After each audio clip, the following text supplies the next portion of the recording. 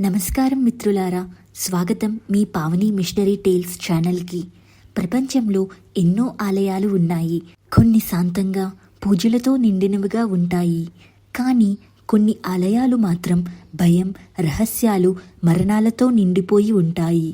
ఈ వీడియోలో మనం అలాంటి దేవాలయాల గురించి తెలుసుకోబోతున్నాం. ఈ ఆలయాలకు వెళ్ళిన వాళ్ళు తిరిగి రాలేదంటారు. అక్కడ అడుగుపెట్టిన వాళ్ళు అనుకోని పరిస్థితులను ఎదుర్కొన్నారని చెబుతారు. ఇది కేవలం గాథ కాదు. ఇది కొన్ని నిజాలు, కొన్ని అపోహలు, కొన్ని శాస్త్రీయ విచారణల మేళవింపు. ఇంకెందుకు ఆలస్యం, వస్తారా ఈ భయానక యాత్రలోకి? మొదటిది పాతాళేశ్వర ఆలయం, మహారాష్ట్రలో మిస్టీరియస్ గుహ దేవాలయం. ఇది భూమిలోకి దిగి వెళ్లే గుహ ఆలయం. కానీ అక్కడ ఏదో కనిపించిన శక్తి ఉందని చెబుతారు.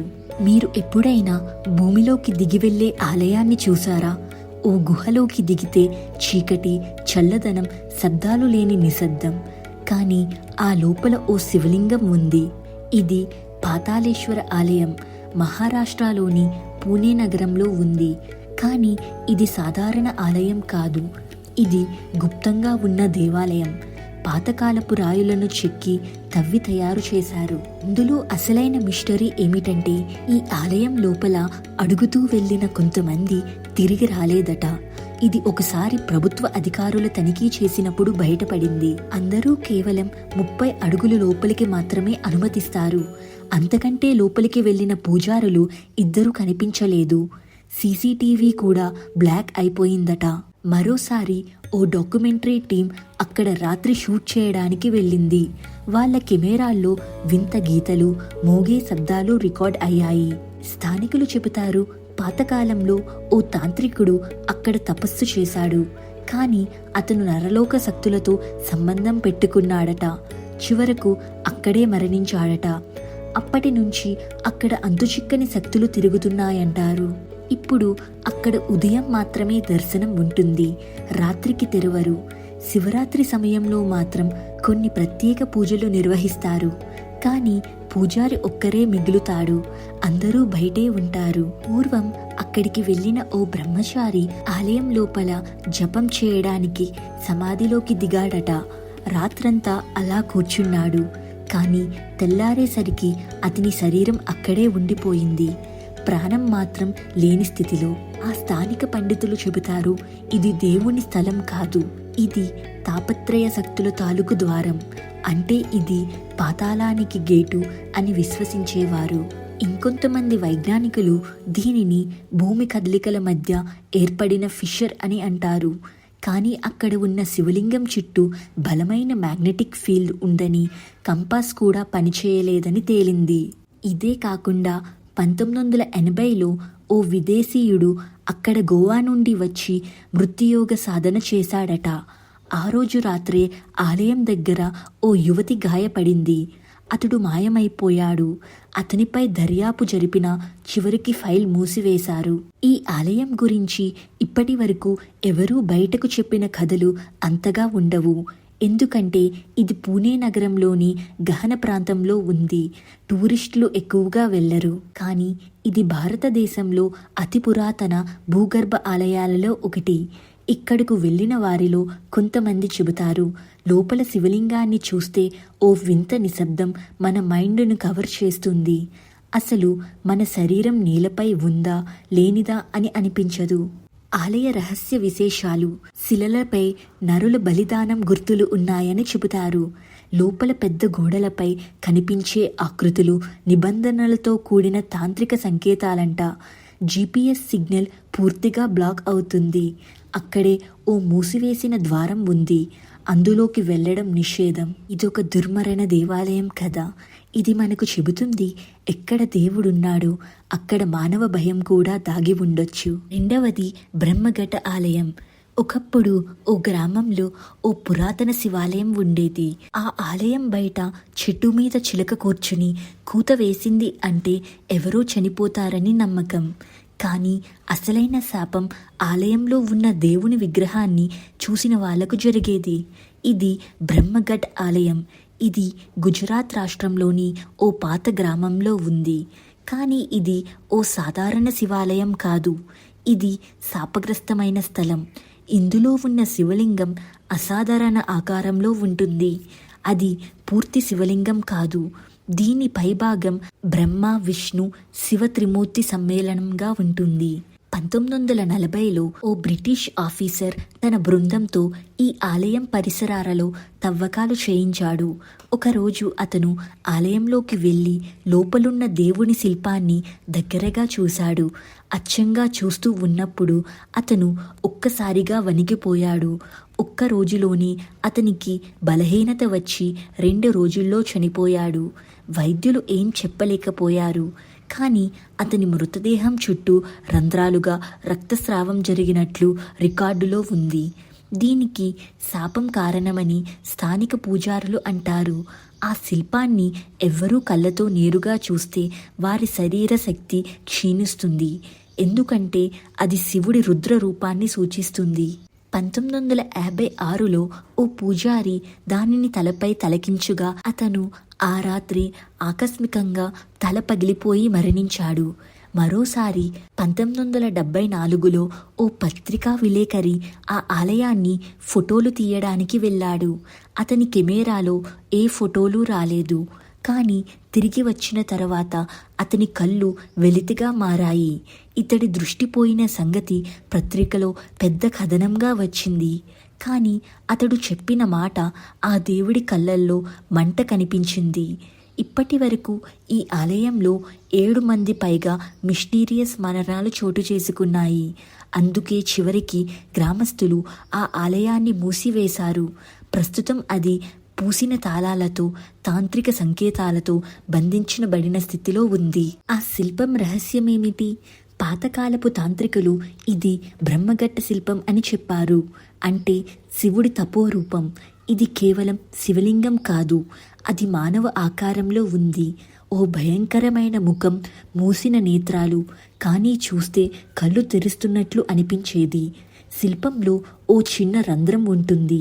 దానిలోంచి వెలుగు చిమ్ముతుంది. ఇది జ్ఞాన తేజస్సు అని అనుకుంటారు.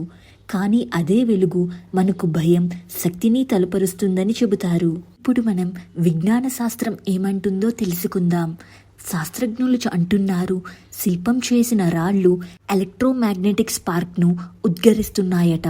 చాలామంది దగ్గరికి వెళ్ళినప్పుడు తలనొప్పి, భ్రమలు, నిద్రలేమి వస్తాయట. అయితే 2005లో ఓ విదేశీ పరిశోధకుడు ఈ శిల్పం వెనుక ఉన్న శక్తిని ట్రాప్ చేయాలని యత్నించాడు.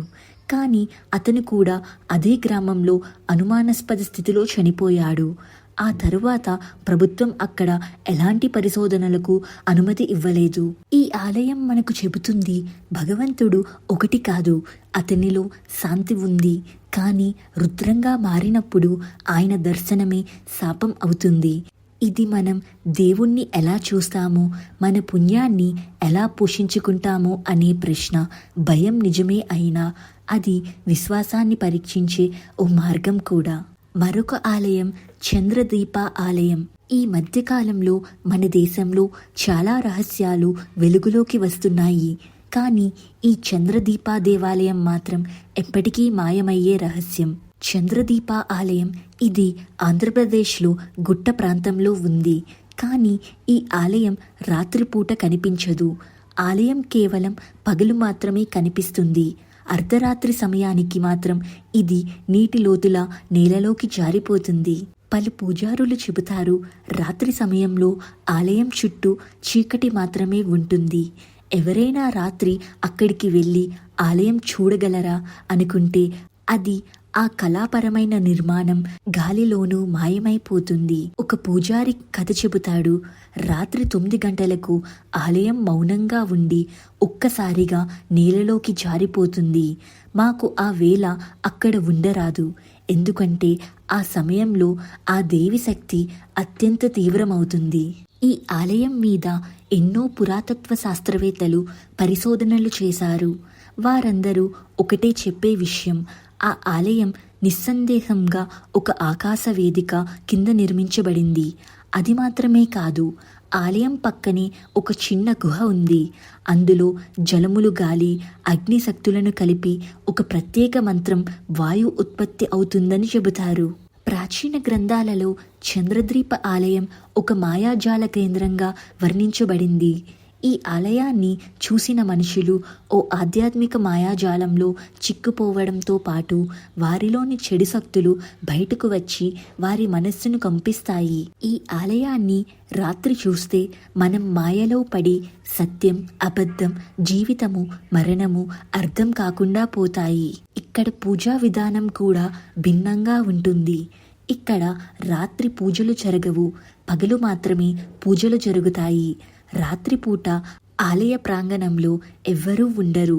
పూజారులు కూడా ముందే వెళ్ళిపోతారు. పండితులు చెబుతారు, ఈ ఆలయంలో రాత్రులు పూజ జరగడం అంటే ప్రకృతి శక్తులకు అశ్రద్ధ చూపడం. ఇది మన మనస్సుకు, మన భక్తికి ఓ పెద్ద పరీక్ష.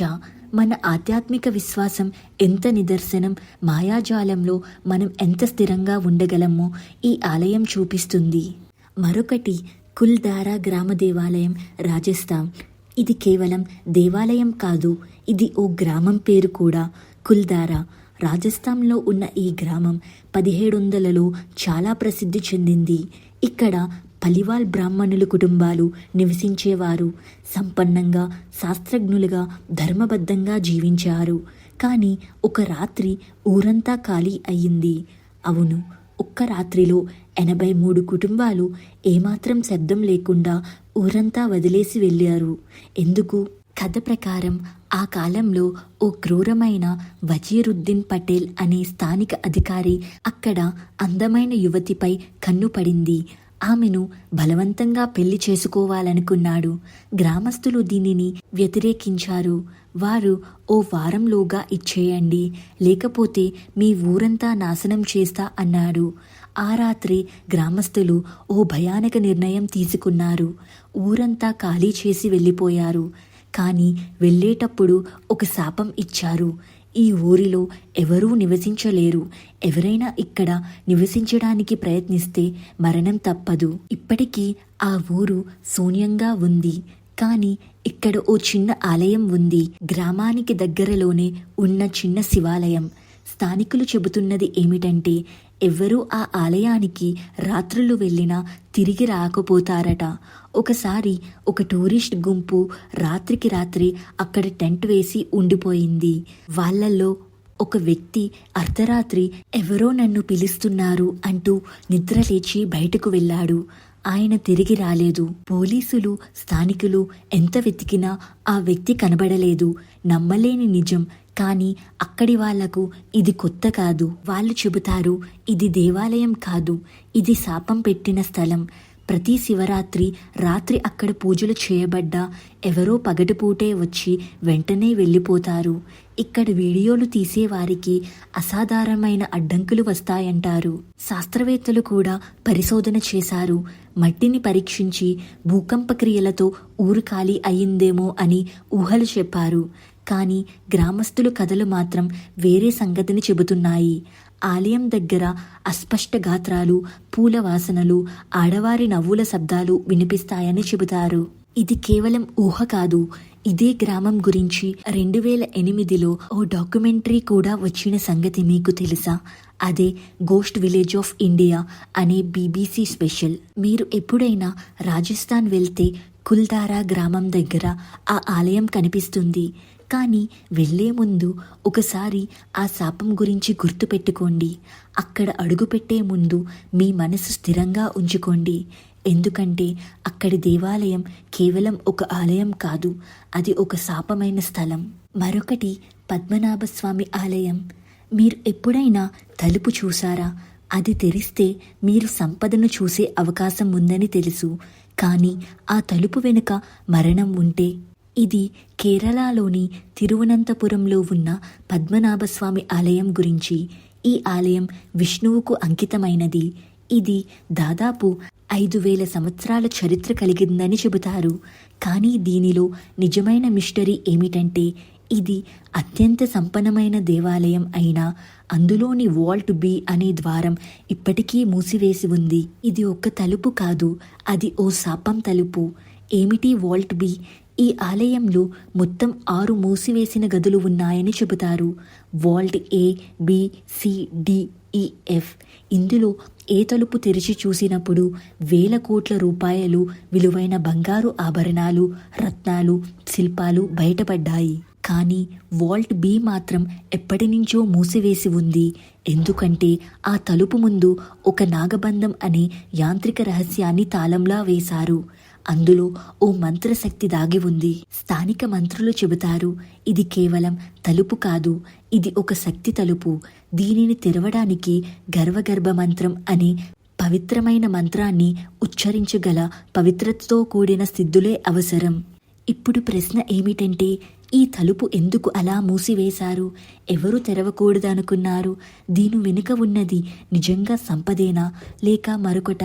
1980లో ఈ తలుపును తెరవాలని ఒక ప్రభుత్వ ప్రతినిధులు ప్రయత్నించారు.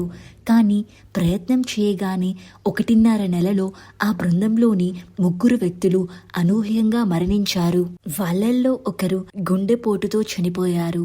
మరొకరు ప్రమాదంలో, 3వ వారు అదృశ్యమయ్యారు. ఈ ఘటన తర్వాత వాల్ట్ బిని తిరిగి ఎవరూ తెరవాలనుకోలేదు. 2011లో సుప్రీంకోర్టు ఈ ఆలయం మీద విచారణ చేయమని ఆదేశించింది. అప్పుడు వాల్ట్ ఏ తెరిచి ఆస్తులు లెక్క వేశారు. కానీ వాల్ట్ బిని తెరవకూడదని, ఇది ఆలయ ఆధ్యాత్మికతకు వ్యతిరేకమని అనేక హిందూ సంస్థలు అభ్యర్థించాయి. వారి వాదనం ప్రకారం ఇది కేవలం తలుపు కాదు, ఇది విష్ణువు శక్తికి ద్వారం. దీని చెడుగా తాకిన వారు శాపగ్రస్తుడు అవుతాడు. ఇంకొంతమంది భక్తులు చెబుతారు, ఆలయంలో రాత్రిపూట ఓ నాగదేవత చుట్టూ తిరుగుతుందని, తలుపు దగ్గర పూజలు జరిగినప్పుడు ఓ శబ్దం వినిపించిందని. అది ఓ గాఢమైన శ్వాస శబ్దం. ఓ స్వామీజీ ఒకసారి వాల్ట్ బి వద్దకు వెళ్ళి మంత్రం జపించాలని యత్నించారు. ఆ రాత్రి ఆలయంలో మంటలు చెలరేగాయని చెబుతారు.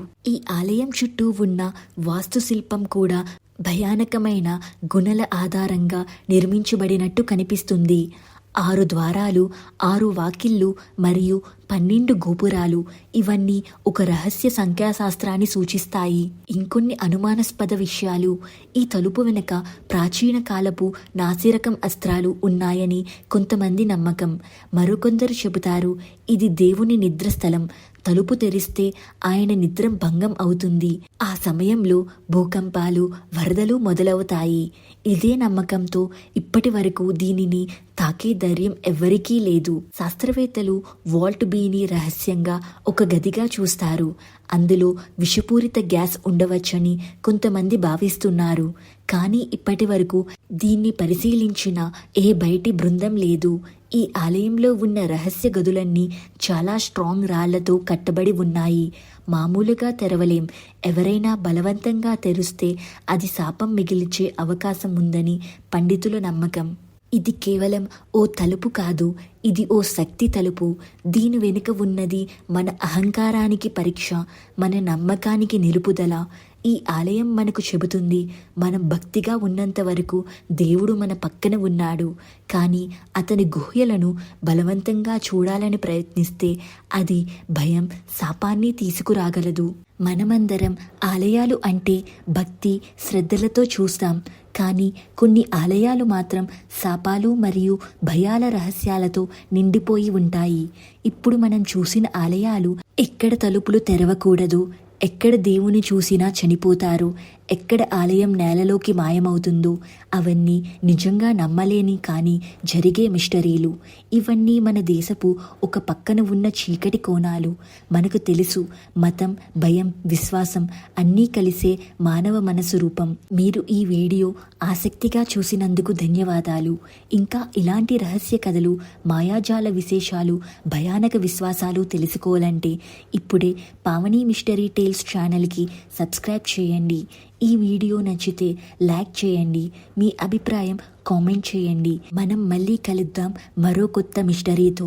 అంతవరకు అవగాహనలో ఉండండి, కానీ అప్రమత్తంగా ఉండండి. ఇది మీ పావని మిస్టరీ టేల్స్. ధన్యవాదములు.